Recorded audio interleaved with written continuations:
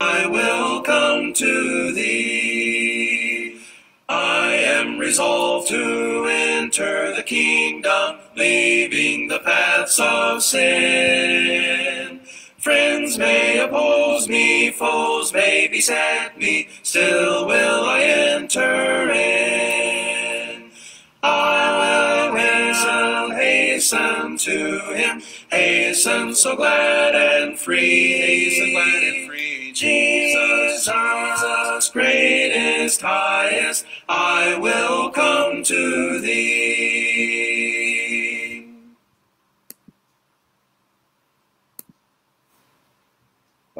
Magandang hapon po mga kapatid. Nakikinig po sa ating pag-aaral na siya ti Malong Kakabsat. Diyos marahay na hapon sa inyong gamos. Maayong hapon sa inyong tanan, kaigsuonan. Maya pagat panapon, kaya ganda-gandang kapatid, makiramdam. Good afternoon, brother. Katatapos lang po ng isang malakas na ulan. Ano po, sakto lamang po na huminto sa pagsabit po ng alas 4. So tayo po ay nagagalak na hindi tayo makikipag-away sa lakas ng ulan. Ano po? Dahil kung malakas ang ulan, hindi tayo magkakaunawaan sa ating pag-aaral. Sa hapong ito, ay matatapos na po natin ang ating pag-aaral sa aklat ni Pablo, o sulat ni Pablo, sa mga taga-Roma. Dito po yung kalabing-anim na kapitulo. Ano po? Para bagang, alam po ninyo, isa ang aklat ni Pablo sa mga taga-Roma, pinakamahirap na aklat sa Bagong Tipan. Siyempre, yun po ang Apokalipsis, at yun din po aklat ni Pablo, sulat po sa mga taga-Hebreo, itong sulat ni Pablo sa mga taga-Roma. Ito po ang mga mahihirap na aklat sa Bagong Tipan. Kaya nga po isang kagalakan na matapos po natin ang sulat na ito ni Apostle Paul. Ano po? Bago po tayo magpatuloy, meron po nakita isang magandang outline na pwede po inyong tignan. Ito po yung outline po dito sa executable outline. Ang sinasabi po nito ay brief outline. Ito po ay inayos si Dexter Salmon sa kanya. Yung po unang bahagi, introduction, Romans chapter 1, verses 1 to 17. Ito po ang pagpapakilala ni Apostle Paul at ang kanyang pagpapakilala ng kagalakan at sa mga kapatid sa taga-Roma. At pangalawang bahagi, yung justification by faith.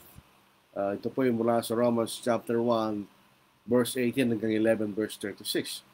Ito po yung nahati sa unang bahagi, ang pagkakaroon po ng pagkakasala ng tao at ang pangangailangan sa kaligtasan. Ito po sa pamagitan ng Ebanghelyo. Ano po? Dito po sa ikalawa ay justification by faith, the provision made for salvation. Ang ginawa ng Diyos para tayo maligtas. At ang kalayaan sa kasalanan, ito ang bunga ng kaligtasan. At ang mga Hudyo at Gentil ay kasama sa scope ng kaligtasan. At yung pinakauling bahagi, Romans 12 to Romans 15 verse 13, ito yung isang pagbabago ng buhay. Doon sa unang bahagi, sa ating pangkalahatang pamumuhay. Pangalawa, sa relasyon sa ating pamahalaan. Pangatlo, sa relasyon natin sa ating kapwa-tao. At sa ikaapat, ang relasyon natin sa mga hinang kapatid. At ang pinakauli, siyempre, itong ating pag-aaralan. So, kung meron po kayong panahon, tingnan po niyo yung executable outline. Maganda po yung kanyang outline na ginawa. Dito po sa Romans chapter 16. Dito po sa ikalawang talata.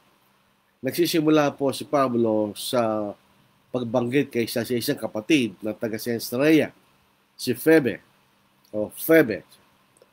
Basahin po natin.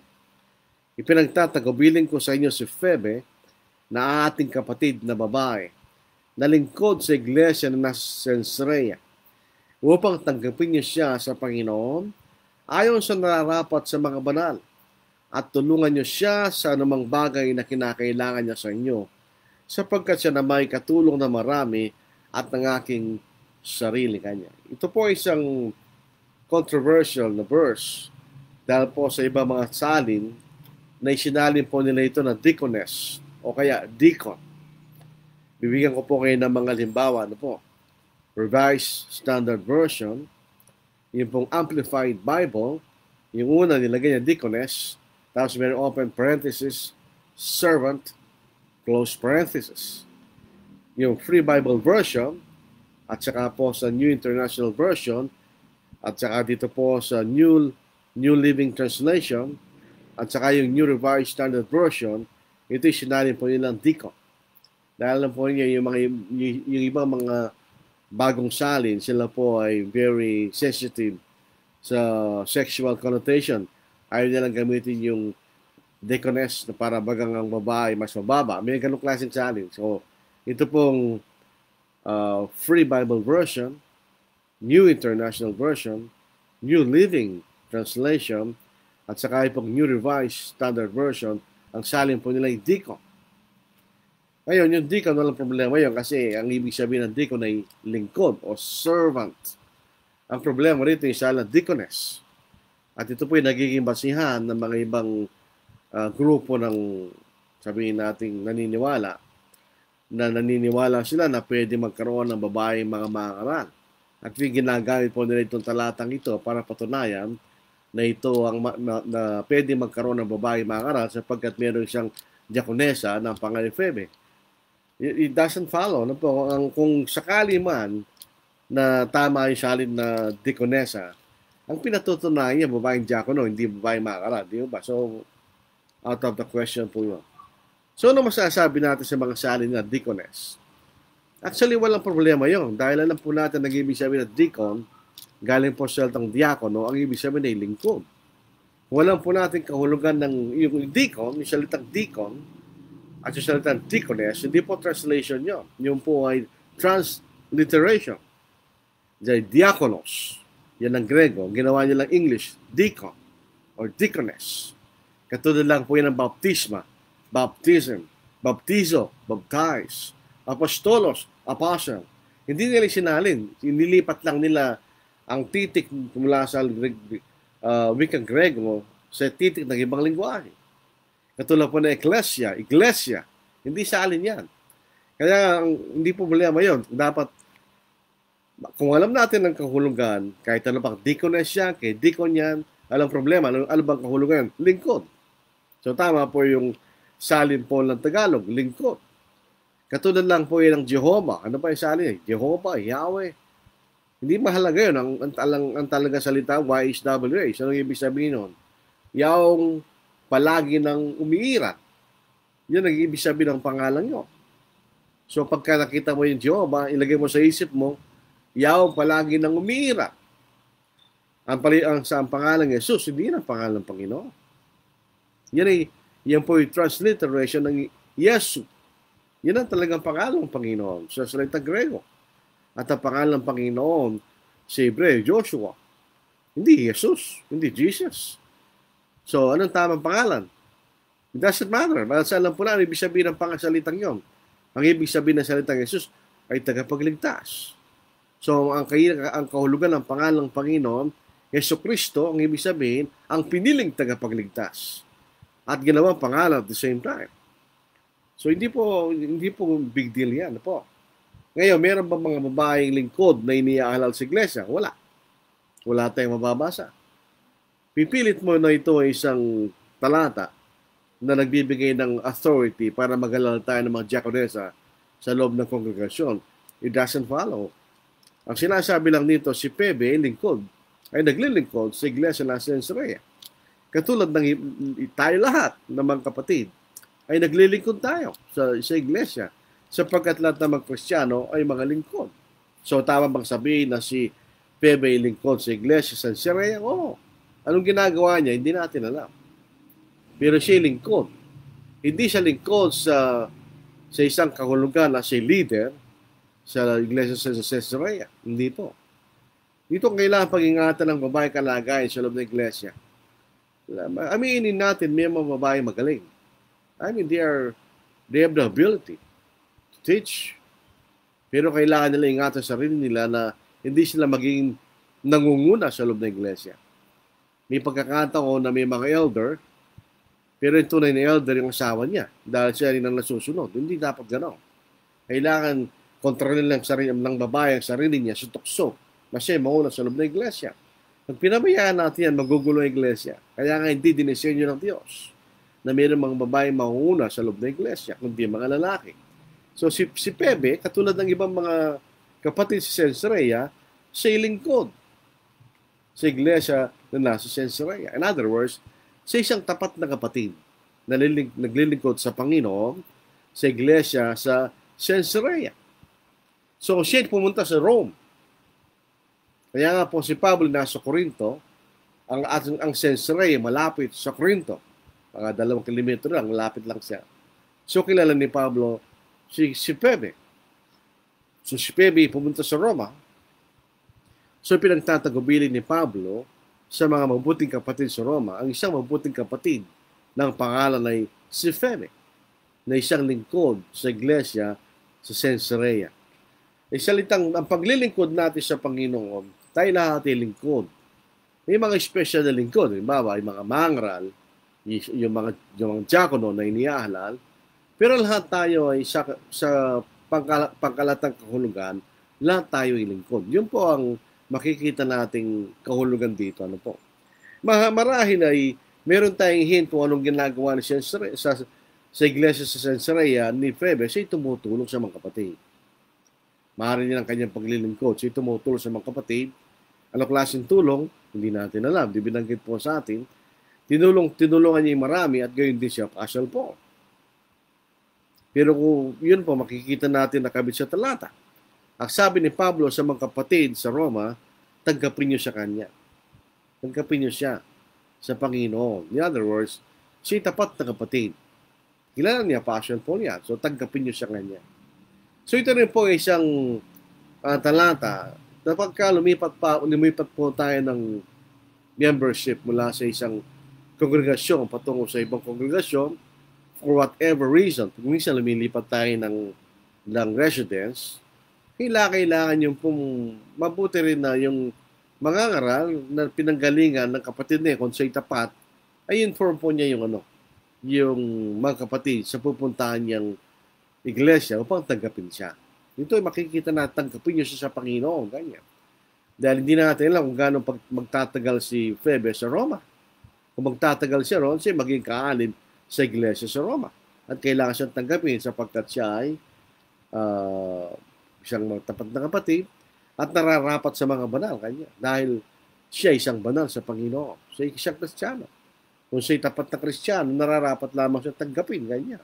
Bilang isang kapatid kay Kristo sapagkat siya isang Kristiyano kanya.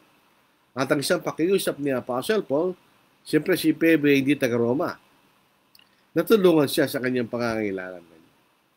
Maaaring para dahil sabi niya, sapagkat siya rin naman ay tumutulong sa marami at kasama si Apostle Paul. Ngayon, ano pwede paglilingkod ng mga babae sa iglesia? Number 1, yung mga babae may edad na. Kaya ko po sabihin sa itang matanda, hindi na masyadong ginagamit siya. Ano lang po yan, obsolete. Kailangan may edad na.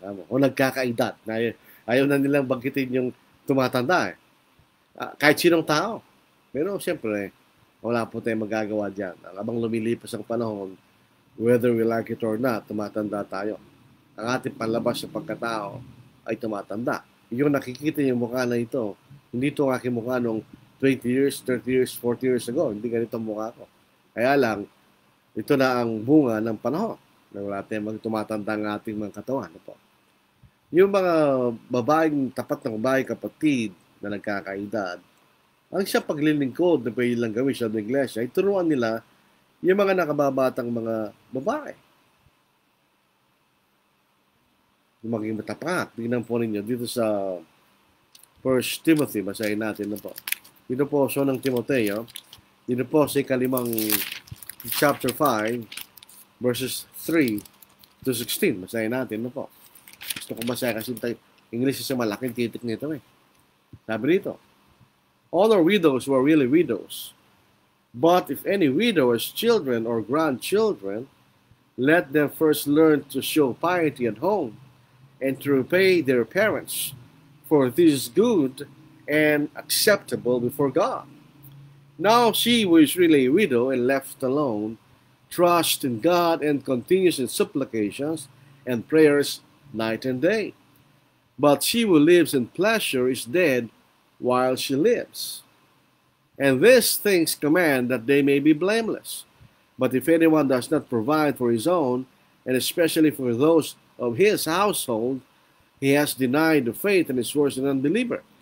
Do not let a widow under 60 years old be taken into the number, and that unless she has been the wife of one man, well reported of good works, if she has brought up children, if she has lodged strangers, if she has washed the saints' feet, if she has relieved the afflicted, if she has diligently followed every good work.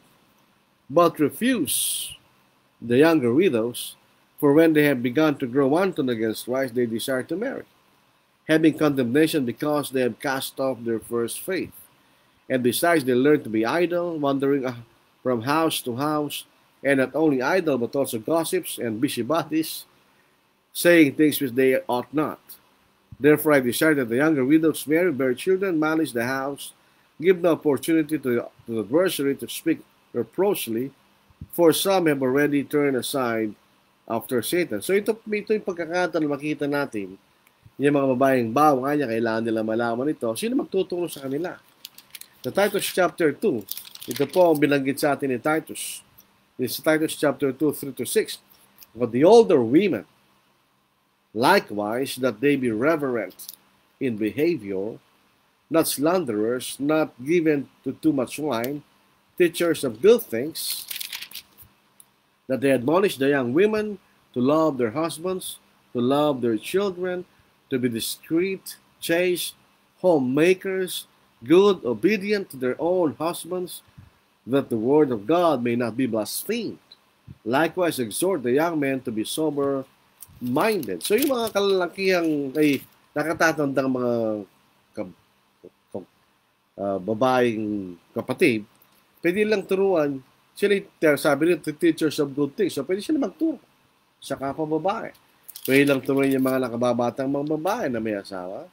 At gayon din po yung mga kabataang lalaki. Kanya. So makikita natin, meron silang gawain ng paglilingkod sa loob ng iglesia, di ba? Dahil kilala ito ni Apostle Paul, tanggapin niya siya kanya. Nararapat sa isang tapat na Kristiyano. Ikatlong talata. Batiin niya si Priscilla at si Aquila na aking mga kamanggagawa kay Kristo Jesus, na ipinain ang kailang leeg para sa aking buhay. Sa kanila hindi lamang ako nagpapasalamat, kundi pati ang lahat ng iglesia na mga hentil. Alam po niya si Aquila at si Priscilla, taga-Roma talaga yan.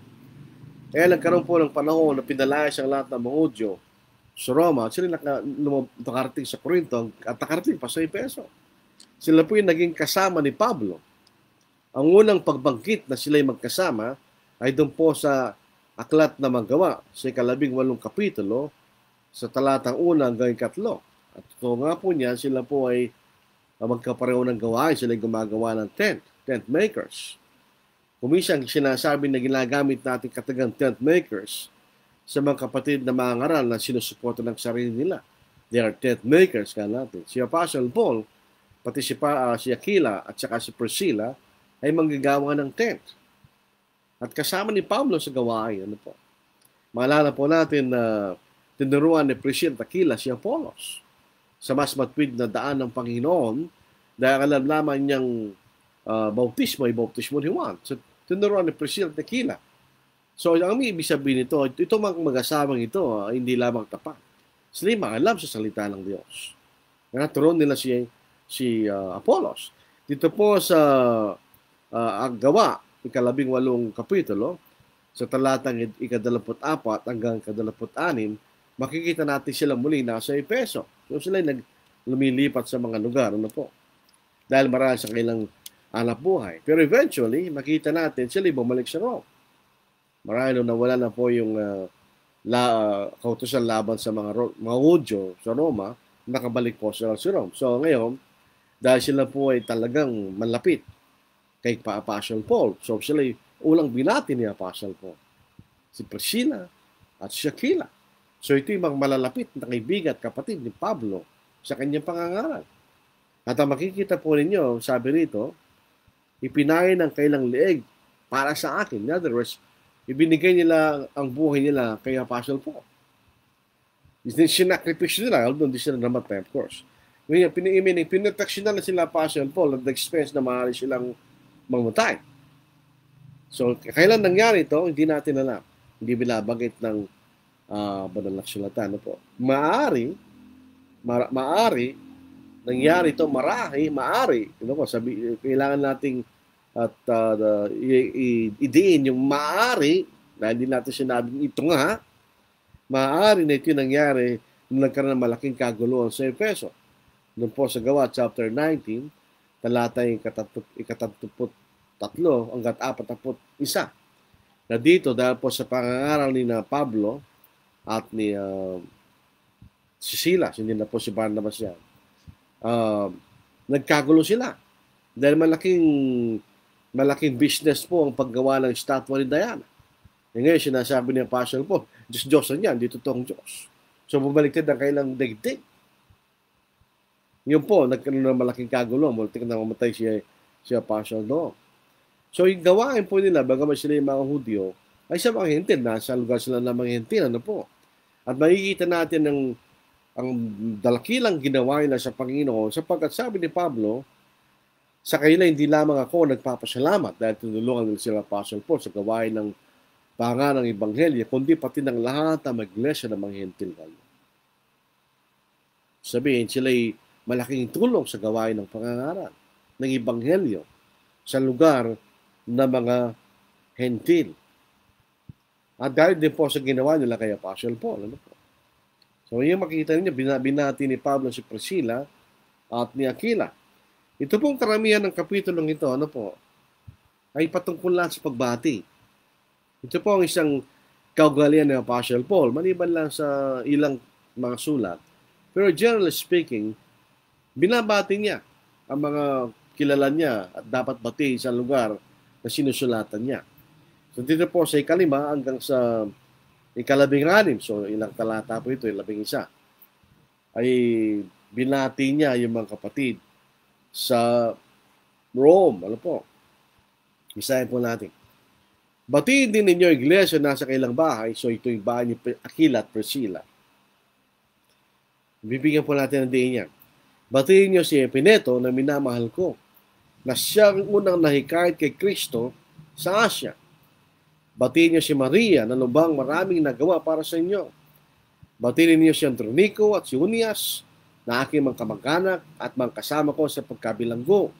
Sila'y kilala sa mga apostol at sila'y nauna sa akin kay Kristo. Batiin niyo si Ampiliato at ang aking minamahal sa Panginoon. Batiin niyo si Urbano na aming kamagagawa kay Kristo at si Stachys na minamahal ko. Batiin niyo si Apeles na subok kay Kristo. Batiin niyo mga kasangbahay ni Aristobulo. Batiin niyo si Herodion na aking kamag-anak. Batiin niyo ang mga kasangbahay ni Narciso, yaong nasa Panginoon. Batiin niyo si Trifena at si Triposa na manggagawas ng Panginoon.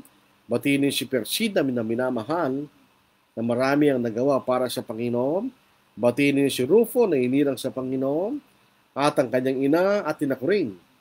Batiin niyo si Asyncrito, si Phlegonte, si Hermes, si Petrobas, si Hermas, at ang mga kapatid na kasama nila. Batiin niyo si Pilologo at si Julia, si Nereo, at ang kanyang kapatid na babae, at si Olimpas, at ang lahat ng mga banal na kasama nila. Magbatiin kayo ng banal na halik, binabati kayo ng lahat na may iglesia ni Kristo. Anong taon ito sinulat? 1914? Basahin po natin na po. Makikita natin dun sa una, iglesia sa bahay ni Aquila at Priscilla. Anong ibig sabihin nun? Ang ibig sabihin nun, makita natin sa panahon na ito, sa panahon po natin, malaya po tayo makagawa ng mga church buildings kung meron tayong kakayahan. Sa panahon na yun, hindi gayon ang pagkakataon ng mga kapatid. Mahirap magpagawa ng malalaking lugar para panambahan. So, ang ginawa ng mga kapatid, Sila nagkakatipon sa mga bahay, pero bawat nagtitipon sa bahay ay hindi kasama ng isang mas malaking kongregasyon. Ang bawat isa ay iglesia. Bawat grupo ng mga kapatid na nagkakatipon sa bawat bahay ay isang kongregasyon. Alam po yun, nangyari ito sa kasalukuyang panahon. Ano po?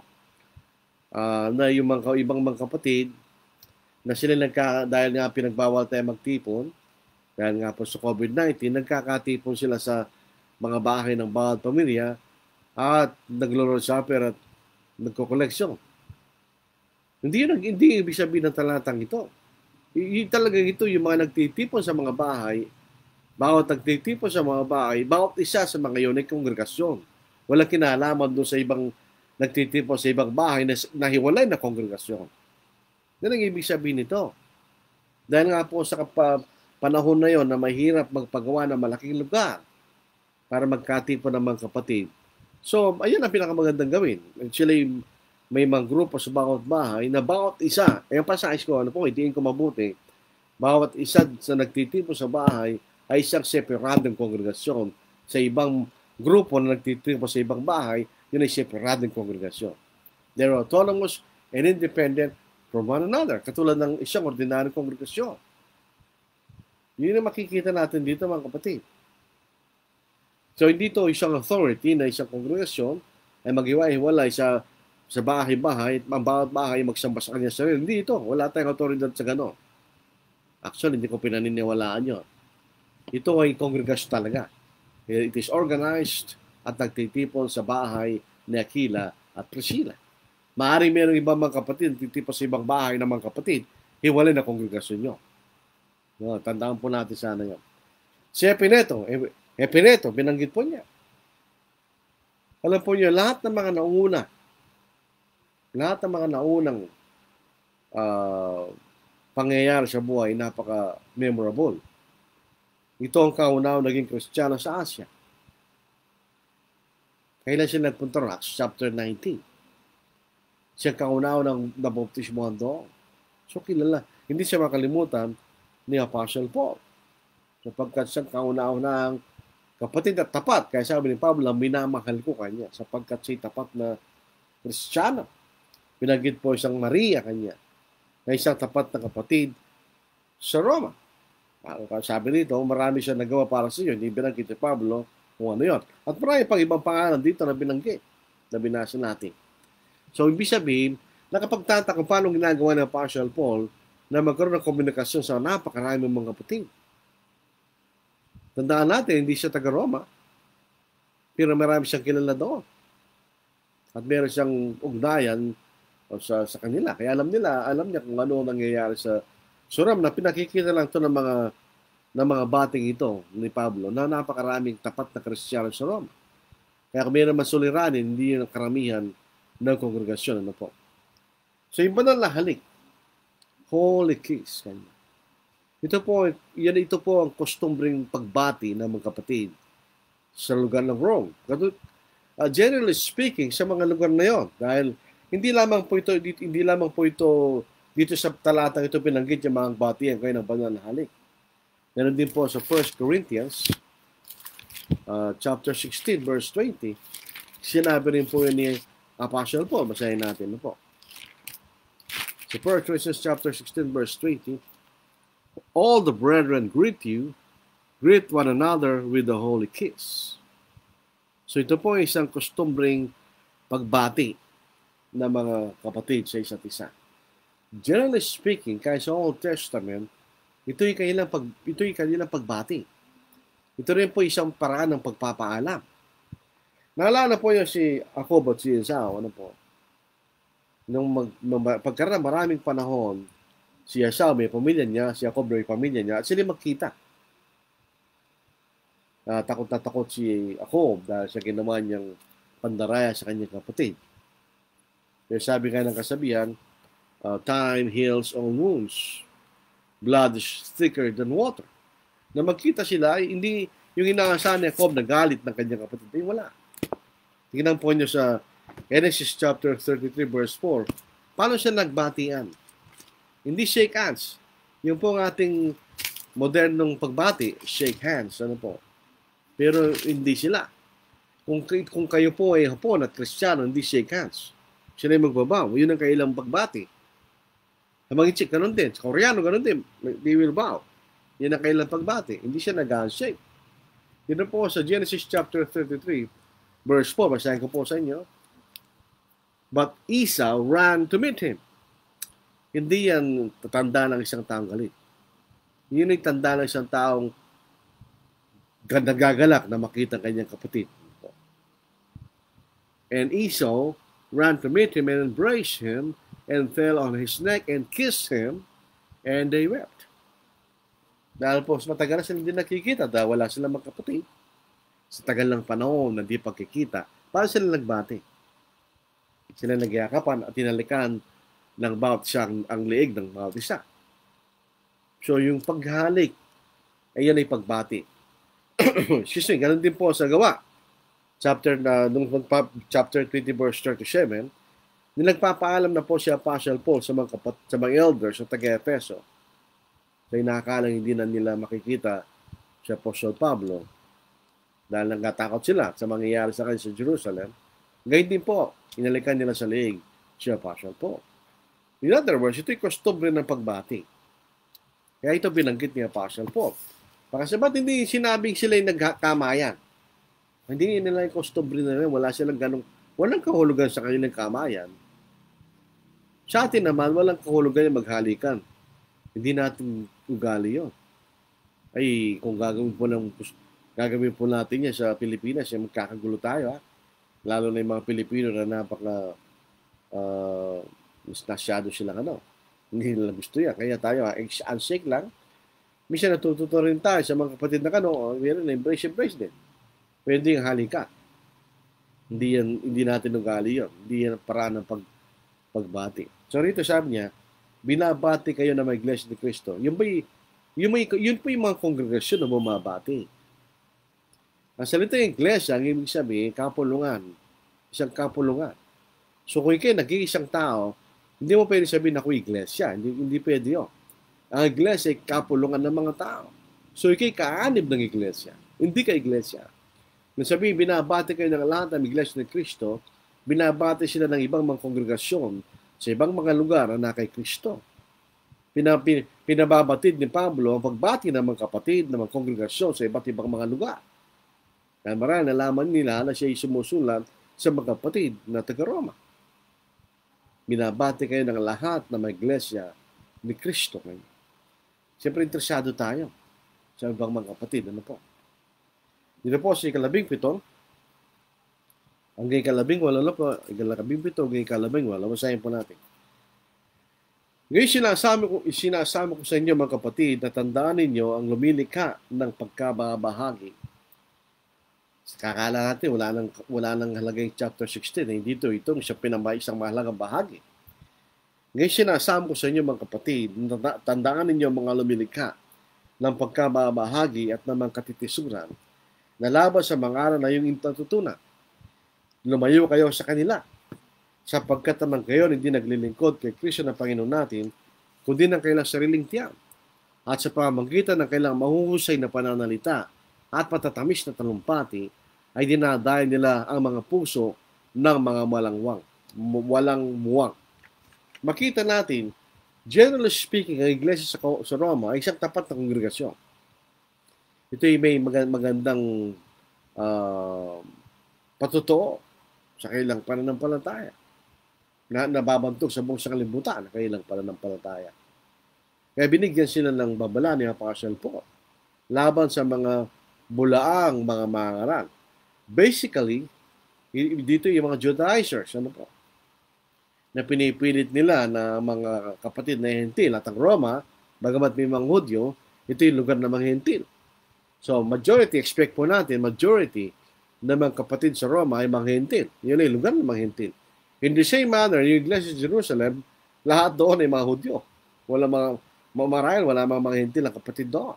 Pagpunta mo sa lugar ng mga Hentil, at dahil po ang mga Hudyo ay nagsipangalan sa panahon nang sila naging alipin sa Babylon. So, meron mga ilang mga Hudyo sa mga nagsipangalan sa iba't ibang dako. Pero obviously, ang iglesia sa Rome ay binubuo ng karamihan ng mga hentil. So ito yung mga Judaizers, pinipilit nilang hikayatin ng mga hentil, ng mga Kristiyano na magpatuloy at sumunod sa kautusan ni Moises. O hindi sila maliligtas. Yun ang sinasabi sa Gawa, chapter 15 verse 1, na sila sumunod, sila magpatuloy at sa kautusan ni Moises para sila maligtas. Ngayon, kung ikay magpatuloy dahil lamang kustumbre at hindi walang kaugnayan sa iyong pananampalataya, walang problema yun. Katulad ng mga Pilipino, hindi man tayo mga Hudyo, pero yan ang kaugalian natin. Yung mga lalaki, bago sila maging binata, ay nagpapatuloy. Na kinatatakutan. Talagang may tumatakbo dyan, na hahabulin na. Pero yun ay kaugalian lang natin. Ano po? Kustumbre lang po natin yun. Walang kaugnayan sa ating pananampalataya. In other words, kahit nakakahiya, kung hindi ka nagpatuloy, hindi, maliligtas ka pa rin kung Kristiyano ka. Ano po? So, binabalaan sila ng Apostle Paul dahil kung pababayaan mo ang isang kapatid na nagtuturo ng isang bagay na hindi tama, makakaroon siya ng impluwensya sa mga kapatid at mahikayat niya yung mga kapatid sa kanyang maling itinuturo. Yun po, kaya sabi niya, tandaan niyo siya. Note! Ang ibig sabihin, huwag mo lang tignan. Bantayan mo siya kung anong ginagawa. Ibig sabihin, bantayan mo. Tignan mo kanyang ginagawa. Okay lang ginagawa. At huwag mo lang baliwalain kung anong ginagawa niya. Pag nakakita ka ng symptoms na siya nagtuturo na patungo siya sa maling direksyon, tandaan mo ginagawa niya dahil baka marahil ay meron siyang gustong iturong maling pananampalataya sa mga kapatid. So, hindi mo lang siya titignan.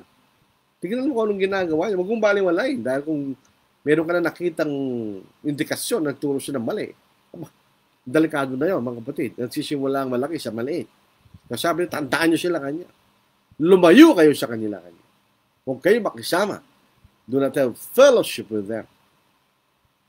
Yan ang sinasabing matindi ito. Paano ibig siya tandaan? Ang ibig siya tandaan, huwag mong kalimutan. Tandaan mo. Ibig siya. Siya, note them. Note. Pag dinote mo, sinulat mo sa yung notebook, ano ibig sabihin mo? Huwag mo kalimutan nyo, mahalaga. Yun ang ibig sabihin, no? Bantayan nyo sila. Tingnan nyo kung anong ginagawa nila. Tingnan nyo kung anong ginagawa. Ang tinuturo nila kanya. Dahil delikado sila. Dahil sila lumilika ng pagkababahagi. Ito po ang simptomas ng mga taong nagtuturo ng mali. Although, minsan pag nagturo tayo ng tama, nagkakaroon ng pagkababahagi dahil sa mga taong may maling pananampalataya. Pero gayon din, may mga taong nagtuturo ng mali at yung magdudulot ng maling pagkababahagi. Kung nagkakaroon po ng pagkababahagi sa atin, kuminsan hindi naman po nakakalungkot yun. Kuminsan kinakailangan mangyari yung para lumitaw kung sino yung mga tapat na mga kapatid. Minsan may isang kongregasyon na kala mo, tapat na kongregasyon. Mamaya, lilitaw, hindi pala siya matatag na ito'y mahinang kongregasyon. Dahil sa mahina ng pundasyon ng pagtuturo ng Ebanghelyo ng ating Panginoon. Sa 1 Corinthians chapter 11, sa verse 19, sa pagkakataon na ito, ano ko makita ang Tagalog Bible. Dito kahit gatin po sa English kanya. For there must also be factions sa pagkababahagi among you, that those who are approved may be recognized among you. Para makita kung sino yung mga tapat sa inyo kanya. Kung minsan, magkakaroon ng pagkabahagi sa isang kongregasyon, upang lumitaw kung sino ang tunay na tapat sa kongregasyon na yun. So dito, yung mga gumagawa naman ng pagkabahagi, dulot po ng maling aral. Kaya sabi rito, maling aral yun. Hindi ayon sa tinanggap nyo kanya. So kailangan natin na tingnan. Ano bang interes ng mga taong ito? Hindi ang ebanghelyo ng Panginoon. Sarili nila, interes nila. They have their own agenda na gusto nilang i-advance sa loob ng kongregasyon. O kailang sariling aral na gusto lang iturong sa loob ng kongregasyon. Ay hindi, delikado po yan. Ako unang lalaban doon kung sa isang kongregasyon. Dahil hindi nararapat yun, napabayaan yung tao yun, o mga taong yun. Dahil hindi aral ni Kristo yung interes nila. Ang interes nila ay sarili nila. Ang kailang Panginoon, ang kailang sariling tiyan, ibig sabihin, ang kailang sariling interes nila, hindi ang Panginoon. So, in other words, wala silang interes sa gawain ng Panginoon. Meron silang sariling agenda na gusto lang i-advance sa loob ng kongregasyon. Hindi sila naglilingkod sa ating Panginoon. Alam po natin ang isang tunay ng tagapangaral, ang itinuturo ng Ebanghelyo ni Kristo. Ang Biblia ang tinuturo niya. Sapagkat ang Panginoon ang pinaglilingkuran niya, yung Panginoon, di sarili niya. Kaya sabi po ni Apostle Paul sa 1 Corinthians chapter 2, nung siya pumunta roon, siya ba'y larawan ng isang taong marunong, confident? Hindi. Sabihin po natin. Sa verse 1, and I, brethren, when I came to you, na ako'y pumunta sa inyo kanyo, did not come with excellence of speech. Hindi siya matingkad ng pananalita kanya, o mausay na pananalita, or of wisdom, o sa karunungan, declaring to you the testimony of God. For I determined not to know anything among you, except Jesus Christ and Him crucified. Ang kanya lamang gustong ituro sa mga taga-Korinto ay ang ebanghelyo ng ating Panginoon. Yan ang ibig sabihin ng Jesus Christ and Him crucified. I was with you in weakness, in fear, and in much trembling. Bakit siya nanginginig? Bakit siya natatakot? Sapagkat napakabigat ng obligasyon na ituro ng ebanghelyo. And my speech and my preaching were not with persuasive words of human wisdom, but in demonstration of the Spirit and of power, that your faith should not be in the wisdom of men, but in the power of God. Power of God, meaning the Word of God. Yan ang tanda ng isang tunay na mangangaral. Ang itinuturo niya ang ebanghelyo ng ating Panginoon. Pag ibang itinuturo, ay delikado yan. Ano ba ang isang palatandaan ng isang bulang tagapagturo? Pasinin nyo, yung mga founder ng mga lalaking mga sekta, magaling sila magsalita. Meron silang karisma. Kung isang kapatid, karisma lamang yung pinagmamalaki niya, huwag mo siyang pakinggan. I have no business with that person. Ang pakinggan ko lamang ay nagsasalita ng ebanghelyo ng Panginoon kahit wala siyang karisma. Kung meron siyang karisma, sumali na sa mga karismatic. Yung puro karisma yun. Hindi tayo after sa karisma. After tayo sa ebanghelyo ng Panginoon. Pagmamalaki mo, makarisma ko. Pagmalaki mo yan sa sarili mo. Hindi mo pwede pagmalaki sa Diyos. Ang pwede lang natin ipagmalaki sa Diyos ay magturo tayo ng ebanghelyo ng ating Panginoon. Ilang pwede ipagmalaki. At ginagawa mong dapat mong gawin ay sa kalooban ng Panginoon. Tulad sinasabi ng Apostle Paul sa chapter 15, na pinagmamalaki lamang niya ang kanyang ginawa, ang tagubili sa kanya ng Panginoon, na ipangaral niya ibanghelyo sa mga hintil. At wala lang sa ibang ipagmamalaki kanya. Kasi talagang wala tayong pwedeng pagmalaki. Tingnan niya, mauusay na pananalita at matatamis na lumpati kanya. Yan ang sign ng mga bulaang tagapagturo. Dahil wala siyang katotohanan ituturo, dadaanan nila sa pagandahan at tausin ng pananalita at mga matatamis na talumpati. Doon ka ma-attract ngayon, hindi sa itinuturo niya. So, yan po makikita natin. Pasinin po yung sa mga kapatid na mangaral. Wala tayong makikita ganyan, di ba? Ang interest po natin, kagalakan natin, ay kung ituturo yung salita ng Diyos. At doon tayo nagkakaroon ng kagalakan kanya. Si Apostle Paul, ito po ang mangusay na pananalita at matamis na talumpati. Ito yung kaparaanan ng mga mandaraya. Kahit saan. Kahit salesman na niya, yan ang paraan nila para bumili ka kahit yung produkto niya, yung wala lang palang kakwenta-kwenta, later na nakita mo, dinaya ka. Pinakuha ka sa matamis na pananalita. Sa mga lalaking mga bolero, makukuha nila yung mga babae sa matatamis na pananalita. Yun po ang palatandaan na mamandaraya minsan, yung matatamis na pananalita at mahusay talumpat at mahusay na pananalita. Ito yung sinasabi ng Biblia. Tingnan po natin si Apostle Paul. 2 Corinthians chapter 11. Tingnan po natin.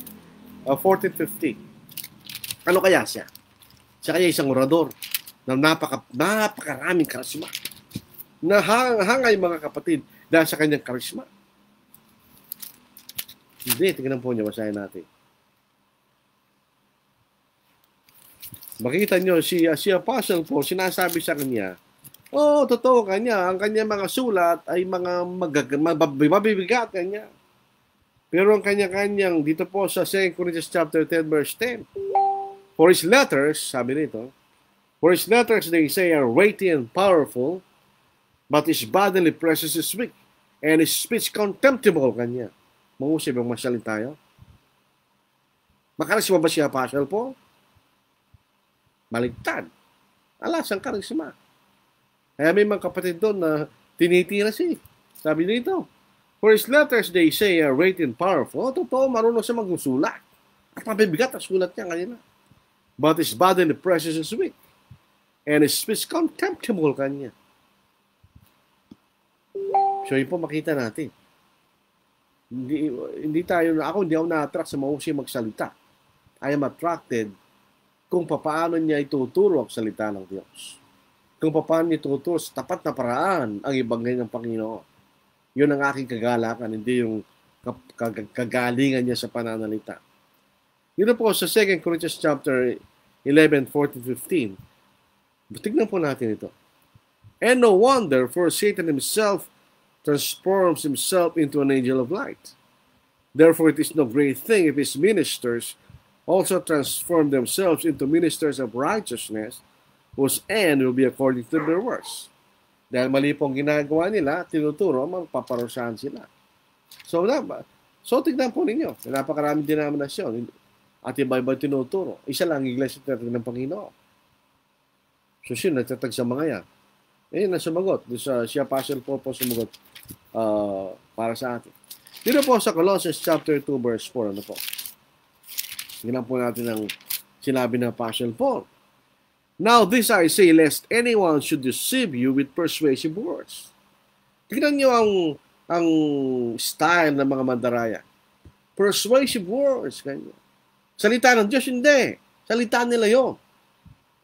Very persuasive. Charismatic. Full of charisma. Persuasive words. Ganyan. Ang sabi ni Pablo, tanggapin natin. Sabi rito, now this I say, lest anyone should deceive you with persuasive words. Anong paraan ng pandaraya ng mga tao tuturo ng mali? Persuasive words. Ganyan. Ito rin po sa so ito'y sinulat ni Pablo para wag tayong madaya. Sabi rin sa Tagalog, ito'y sinasabi ko upang wag kayong madaya ng sinuman sa mga pananalitang kakit-akit kanyo. Yung sabi ni Apostle Paul, hindi po ako nagsalita yan. Ano po? Ang 2 Peter chapter 2 verse 3, ito sabi ni Apostle Peter, at sa kailang kasakiman ay pagsasamantalahan nila kayo sa pamamagitan ng mga pakunwaring salita. Ang hatol sa kanila mula ng una hindi maantala at ang kailang kapahamakan ay hindi natutulog. Sa mga ito ay lumayo kayo kanya. Lumayo tayo kanya. So ito yung mga si Pedro, si Pablo, parang sinasabi nila, di ba? Yung style na mamandarayang mga tagapagturo. Sa 19 na talata hanggang sa 20. Ang inyong pagsunod ay naging bantog sa lahat ng mga tao. Teka muna. Pagsunod, kanya, di ba? Kaya't nagagalak ako tungkol sa inyo. Ngunit nais ko kayo maging marunong sa kabutihan at walang sala tungkol sa kasamaan. At si Satanas ay dudurugin ng Diyos ng kapayapaan sa madaling panahon sa ilalim ng inyong mga paa. Ang bayaya naman ng ating Panginoon Kristo ay sumainyo kanya.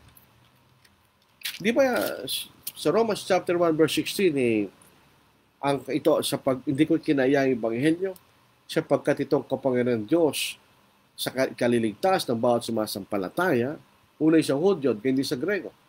O sasabihin niya ng iba, tingnan niya, faith only yan. Ang sagot naman ni Pablo, mali kayo. Ano sabi sa 90? Pananampalataya lang o may kasaang pagsunod? Sabi rito, ang inyong pagsunod. So, siyempre, kung naniniwalang faith only, ang sabi ni Pablo, mali kayo, kanya. Di ba yung sabi rito? Ang inyong pagsunod ay naging bantog sa lahat ng mga tao.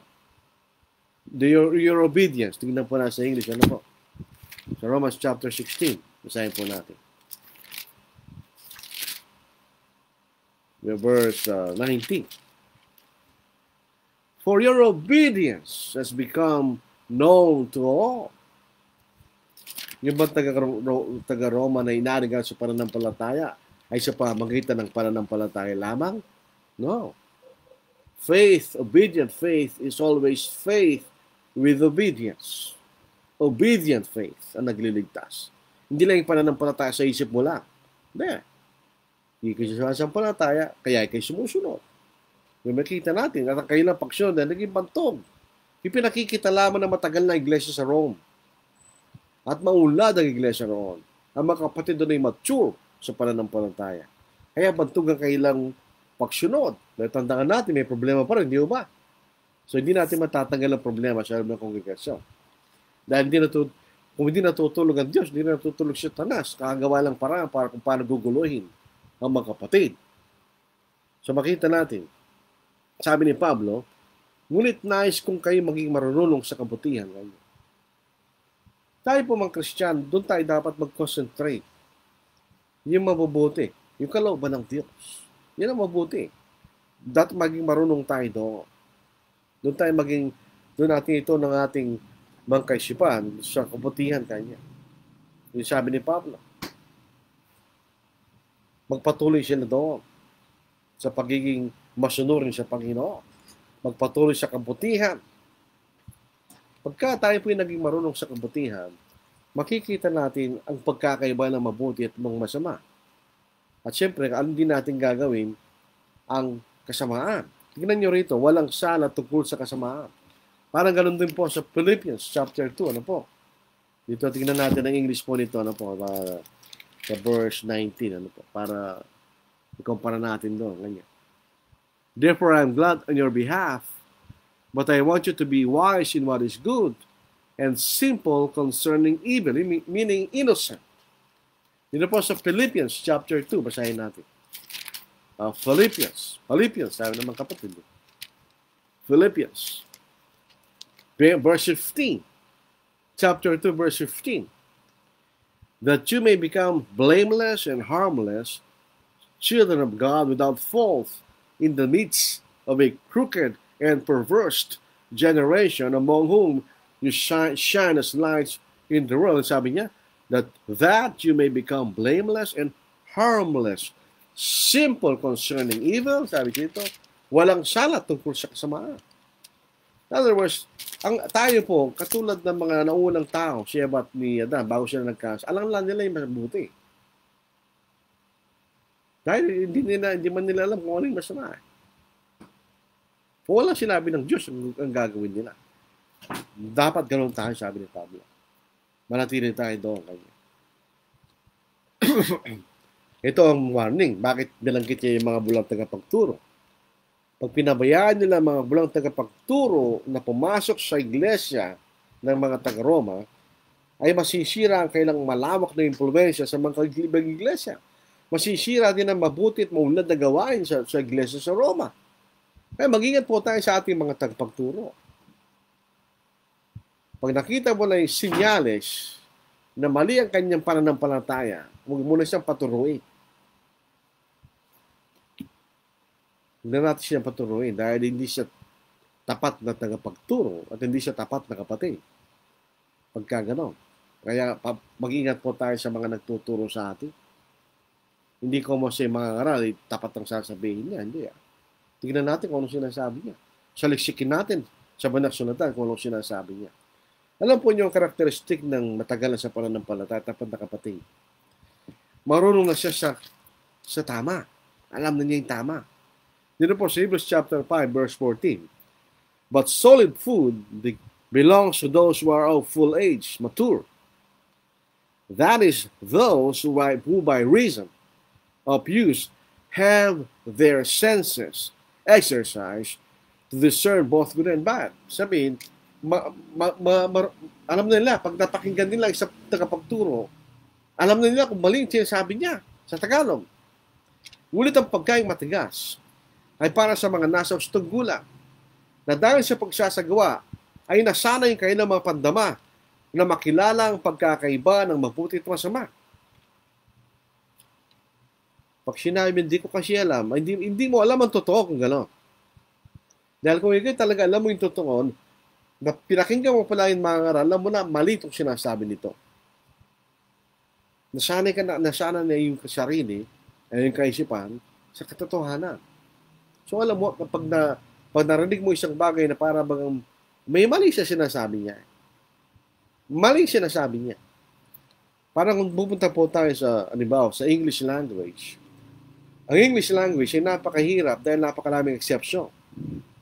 Kailangan mong i-memorize yung mga rules, memorize mo rin yung exception, pati yung pag-aplikasyon ng mga rules and exception. Ngayon, pagdaan ng panahon, kayo nasanay sa gano'n. Sa iyong pagsusulat, sa iyong pagsasalita, sa iyong pakikinig, sa iyong pagbabasa. Pag may nagsalita, tagilid yung grammar niya, ping! Kanang tinga mo, mali yun, mali. Hindi mo na alam yung rules. Pero dahil sanay ka na sa tamang paggamit ng wikang yon, pag mayroong gumamit ng tagilid, ting! Kanang tinga mo, may mali doon. Dahil nasanay na yung pag-iisip, ang yung pandinig at yung mata doon sa tamang paggamit ng wikang yon. Gayun din sa katotohanan. Kung tagal ka sa katotohanan, nasanay yung isip mo, mata mo, yung pandama mo, pandinig mo sa katotohanan. Kaya pag nakapakikinig ka ng mali, maalam mo mali. So, ang pagsisimula po tayo mangaral, ako po nagsimula rin ako sa wala akong alam. No, ako po ay pakiusapan ng kapatid na Brother Gamit noong panahon na yun. Siya nagturo sa akin, kasama yung nasira si Brother Bill Sikat na aking tiyuhin, asawa ng aking tiya. Sila nagturo sa akin sa Ebanghelyo. 6 months, nung 6 months na po ang Christian, pa rin akong alam nun. 6 months. Sabi niya sa akin, subukan mo magturo ng Bible class. Brad, hindi, ayaw ko nga. Bago pa lang ako, wala pa ako alam. Hindi, kanya mo kanya. Hindi ko po alam. Subukan mo kanya. Binigyan ako ng aklat, yung Walking by Faith, ni Rick Ogden. Hindi rin madali yung aklat na yun, kapatid. So, ang aking ginawa, yung lesson 1, may pag-aaralan ko siya. Tilat ng talata, titignan ko. Minimorize ko rin. Yun lang alam ko. Kung magtatanong ka sa lesson 1, marahil alam ko sagot eh. Kasi pag natanong ka sa labas ng lesson, wala na akong alam. Ganun ako nagsimula. Pero ako, hindi, ang ginawa ko, lesson 2, ganun din. Pag-aaral ko siya mabuti, memorize ko siya. Pati mga talatang ginamit. So, dalawa nang alam ko yung lesson 1, tsaka lesson 2. Hanggang matapos yung aklat. At ako'y nagpapasalamat dahil aklat na yun ay patungkol sa scriptural authority at ang aplikasyon ng scriptural authority. So, naging malaking tulong sa aking pagiging Kristiyano. At doon ako nagkaroon ng pagnanasang mangaral. Pero kailangan kang umunlad sa pangangaral mo. Kung laki ka mag-aral ng mga, di ka naman lumalaki siyang kaalaman, huwag ka na magturo. You have no place in gospel preaching. And 2 Timothy, 1 Timothy, Chapter 4. Di ba dapat makita nila yung progreso mo? Hindi sa paraan ng pagsasalita mo, hindi lang yun. Kundi sa kaalaman mo sa salita ng Diyos. Sa 1 Timothy chapter 4, verse 12, hanggang verse 15. Let no one despise your youth, but be an example to the believers in word, in conduct, in love, in spirit, in faith, in purity. Till I come, give attention to reading, to exhortation, to doctrine. Bulundag tayo sa verse 15. Meditate on these things, give yourself entirely to them, that your progress may be evident to all. Anong progress? Sa iyong kaalaman sa salita ng Diyos. If you want to be a gospel preacher, study, study, study. Study, study, study, study.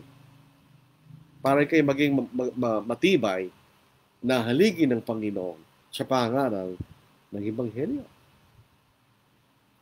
So, dito po sa aklat po niya, Isaiah, kahabag-habag sila na tinatag na mabuti ang masama, at ang masama ay mabuti.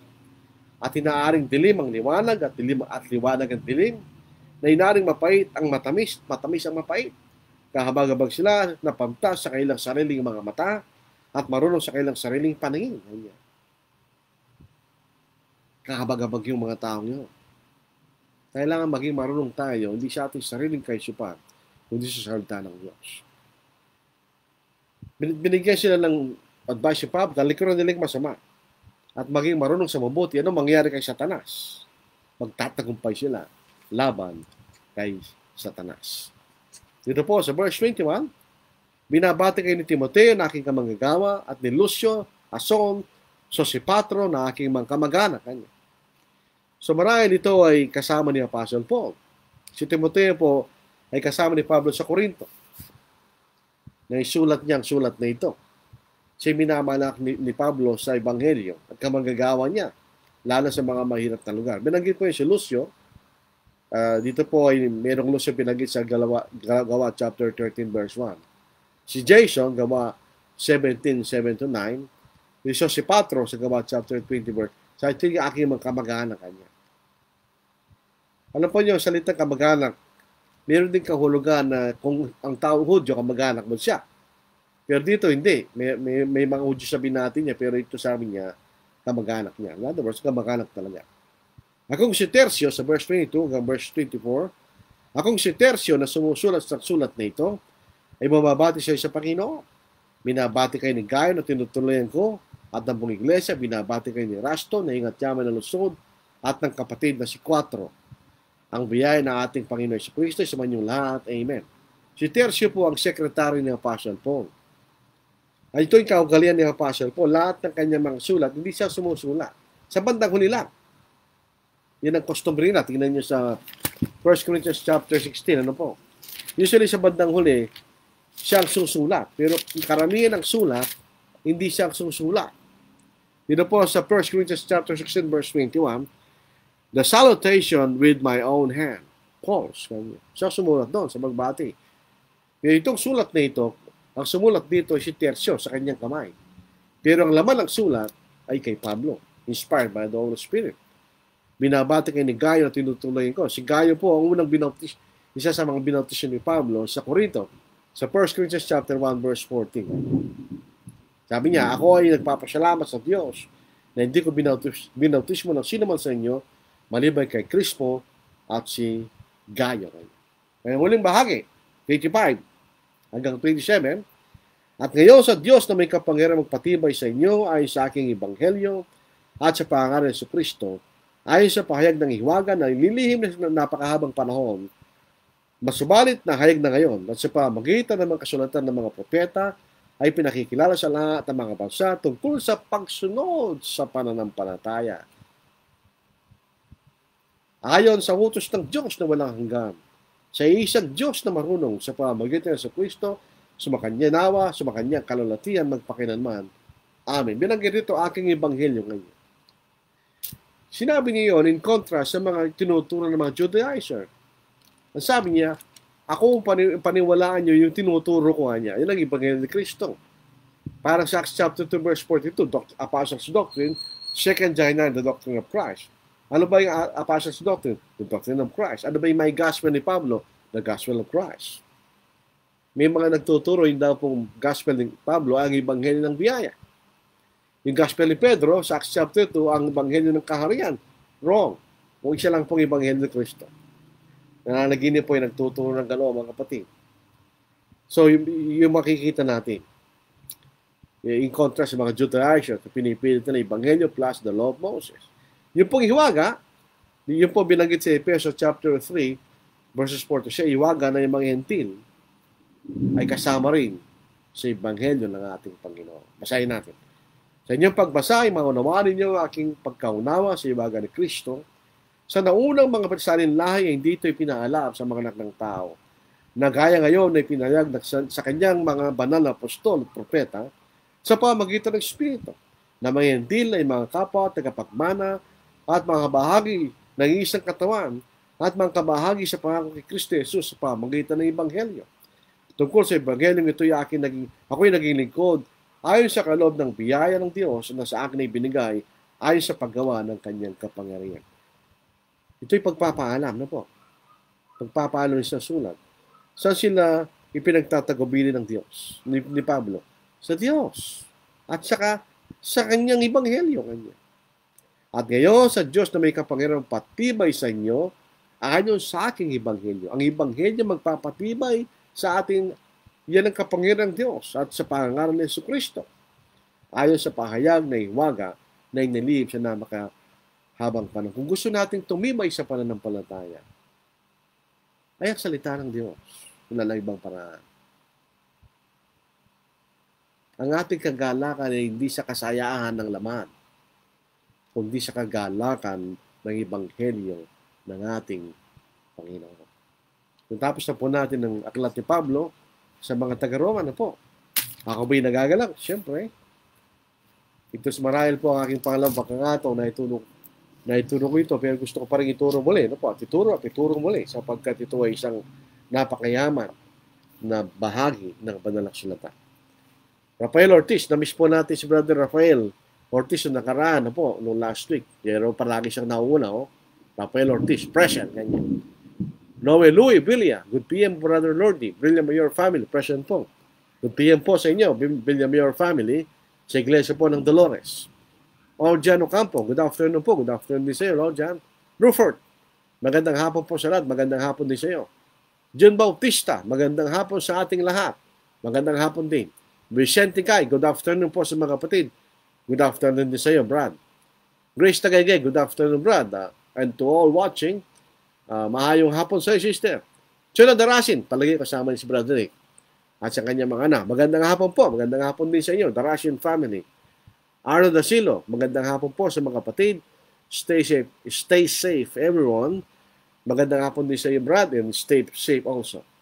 Solidad Ugali, Manao, watching you, brother, here in Pias, Salcedo, Ilocos Sur. Nakarating na po kami doon sa ibabaw ng bundok. Ano po? Recuerdo Angeles, Indonesia. Nakalagay lang, question mark, kanya. Sherwin Balbaboco, good afternoon po, kapatid. Good afternoon sa iyo, Sherwin. Grace Tagaygay, sayang nag-brown out dito sa amin. Pwede po niyong mapanood muli sa YouTube o kaya kahit po bumalik kayo sa aking Facebook. Hindi naman po nawawala yan. Rafael Ortiz, mayroon pong comment. Pinipilit ng ibang iglesia na pwede magturong bahay sa iglesia. Ang dahilan nila ay si Febe. May mababasa ba sa Biblia na nag-aral na babae sa iglesia? Ang babae po hindi pwede magturo sa kapulungan na mayroong mga kalalakihan. Bawal yun. Pero pwede siya magturo sa kanyang kapababae sapagkat wala siyang nilalabag na katuruan ng Biblia sa ganung paraan. Pwede rin siya magturo sa mga kabataan, kahit lalaki, kahit babae, mga anak, children. Dahil siya isang nanay. Di ba tinuturuan din niya ang kanyang mga anak? Yun na po sa 1 Timothy chapter 2. Ang limitation po ng babae ito, sabihin natin. Hindi pwede maging mangangaral ng babae kasi pag kayo naging mangangaral, ikaw ay isang pinuno o leader sa kongregasyon. Ito po sa 1 Timothy chapter 2, basahin po natin. Verse 11 and verse 12. I do not permit, let a woman learn in silence with all submission. And I do not permit a woman to teach or to have authority over a man, but to be in silence. In other words, sa loob ng iglesia, walang otoridad ang isang babae na magturo sa lalaki o magkaroon ng pamumuno sa mga lalaki. Men. Pero kung tuturuan niya kapwa niya babae, meron Bible ladies class kanya. Walang problema yun. O children's class, walang problema yun. So, observation ko po sa mga kongregasyon, kung nakarating po sa US, yung mga children's class, kalamihan na nagtuturo doon, hindi lalaki, babae.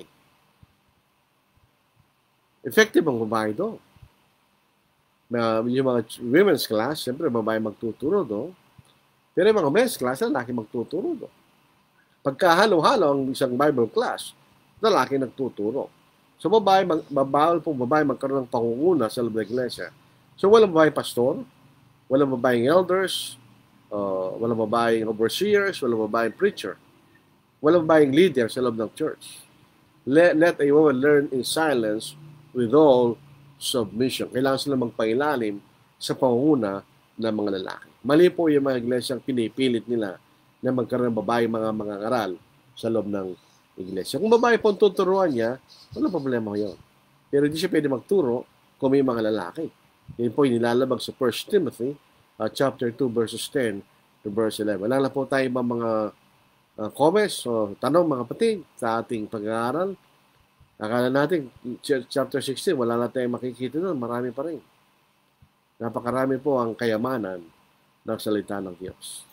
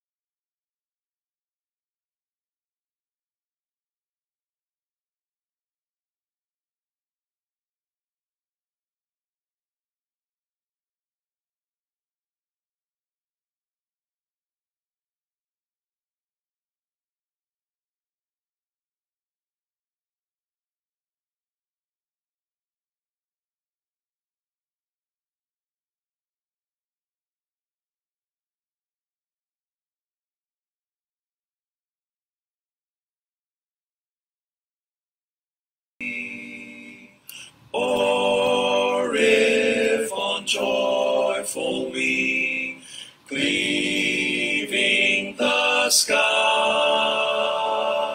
sun, moon, and stars for God, upward I fly. Still all my song shall be nearer, my God, to thee, nearer, my God, to thee, nearer to thee. Yan po, sana po tayo lumapit sa Panginoon. Ano po? Hindi siya namang bagay, kundi sa Panginoon, sa kanyang salita. Pag tayo po ay maligtas, pagdating po ng kanyang huling pagdating at paghahatol po sa libutan. Yan po ang ating kagustuhan. Ang tayo po ay maligtas. Kung tayo po ay gusto maligtas, kailangan tayo manindigan sa salita ng Diyos. Sabi nga po na sinasabi sa Jude, verse 3, tayo po ay makipaglabang masikap kanya sa pananampalataya minsan at binigay sa mga banal. We have to contend earnestly for the faith once and for all delivered to the saints. Lalo kung tayo po yung mga ngaral, kailangan nating ipagtanggol ang pinagkatiwala sa atin. Ano pinagkatiwala sa atin? Ang salita ng Diyos. Hindi tayo dapat matakot. Kung tayo po yung nasa katotohanan, there's nothing to fear. Sapagkat tayo po yung nasa katotohanan. Yun po ang ating gawain. Kung gusto ng mga nakikinig ang ating aral, ayaw nang makikinig ang ating aral, mag-aral pa rin tayo. 2 Timothy chapter 4 verse 2. Preach the word. Ganyan. Explanation. Preach the word. Ganyan. Be ready in season and out of season. Convinced.